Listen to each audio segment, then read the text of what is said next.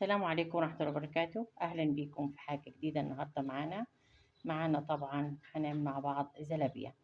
الزلابية سهلة وبسيطة جدا جدا. معانا كوبايتين من المية مع كوباية ونص من الدقيق. كوبايتين من المية مع كوباية ونص من الدقيق. وطبعا المية تبقى دافية، ونحط معلقة كبيرة من الخميرة الفورية. وبعد كده وبعد كده نحط معلقة من السكر. وبعد كده نروح نضيف على المية الدقيق، ونربها جامد جامد. لو عندك مضرب يا ريت تربيها بيها عشان تطلع خفيفة وحلوة.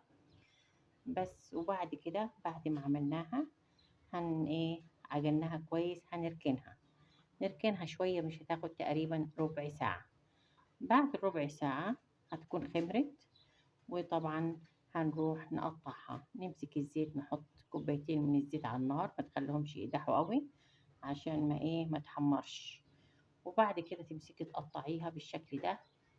تعمليها بالمعلقة، تعمليها بإيدك، تعمليها بأي طريقة. أنا عن نفسي عاملاها بإيديا، تبقى سهلة وخفيفة. بس وقطعناها في الزيت. وبعد ما حطيناها في الزيت طبعا بتطلعيها شوية بيضة، وبعد كده بتضيفيها تاني زي حكاية البطاطس مرة تانية عشان تطلع مقرمشة. ومرة على مرة على مرة لغاية ما يخلصوا خالص. بعد كده بنسكرهم، عاملين السكر المعقود بتاعنا ده اللي هو بالسكر المعقود.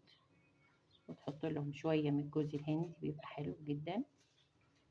وشوية تاني من السكر البودر بتاعنا العادي بالطريقة دي. بس وده الشكل النهائي بتاعه. ونقول بالهنا والشفا، ونصلي على نبينا محمد عليه أفضل الصلاة والسلام. والسلام عليكم ورحمة الله وبركاته.